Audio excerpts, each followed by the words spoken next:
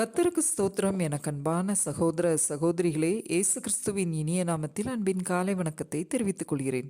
இந்த நாளுக்கான தியான தலைப்பு, சத்துருக்களின் கைக்கு நீங்களாக்கினவரை துதியுங்கள். துதிக்கு பாத்திரராகிய கர்த்தரை நோக்கி கூப்பிடுவேன், அதனால் என் சத்துருக்களுக்கு நீங்களாக்கி ரட்சிக்கப்படுவேன். சங்கீதம் 18:3.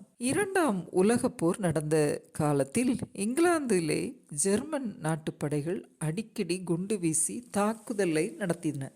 அனைத்து ஜனங்களும் பயத்தோடு அங்கலாய்த்து கொண்டிருந்த போது ஒரு வயதான பெண்மணி ஒருவர் மிகுந்த அமைதியோடு காணப்பட்டாராம்.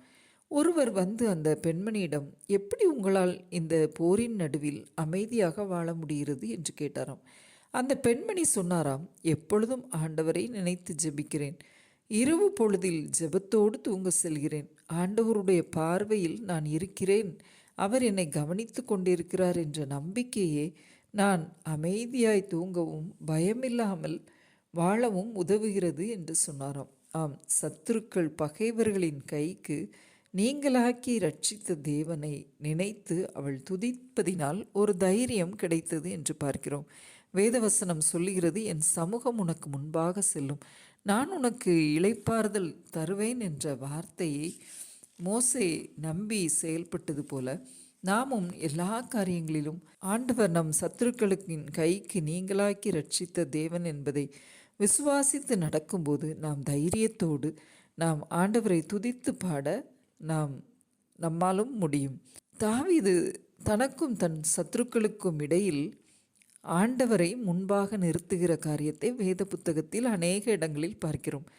சத்துருக்களோடு நேராக யுத்தம் செய்யாமல் யுத்தத்தை ஆண்டவரிடம் ஒப்பு கொடுத்து யுத்தம் கர்த்தருடையது என்ற அவரது ஒத்தாசையை மட்டும் நாடி செயல்பட்டு அவர் வெற்றியை பெறுகிறார் என்பதை வேதத்தில் அநேக சம்பவங்களில் நாம் பார்க்கிறோம். ஆகவே தான் தாவீது சொல்லுகிறார், கர்த்தரை எப்பொழுதும் எனக்கு முன்பாக வைத்திருக்கிறேன், அவர் என் வலது பிரசத்தில் இருக்கிறபடியால் நான் அசைக்கப்படுவதில்லை என்று சொல்கிறார். ஆம், ஆண்டவரை முன்பாக நிறுத்திருக்கிறபடினால் சத்துருக்களின் கைக்கெல்லாம் நீங்களாக்கி ரட்சிக்கப்பட்டார் என்று நாம் பார்க்கிறோம்.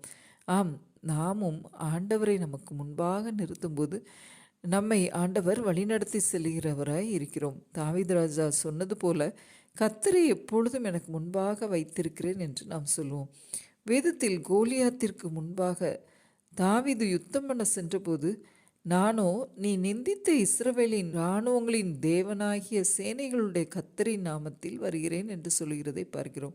ஆம், நம்மை சுற்றிலும் எத்தனை விதமான சத்துருக்கள், எதிரிகள், எதிர்ப்புகள் இருந்தாலும் தாவீது ஆண்டவரை முன்பாக வைத்ததைப் போல நாமும் முன்பாக வைத்து துதித்து செயல்படும்போது இந்த வருடத்தின் நிறைவின் நாட்களிலும் நம் சத்துருக்களின் கைகளுக்கு நீங்களாக்கி ரட்சித்த தேவனை நாமும் நன்றியோடு துதிப்போம். ஜெபம்.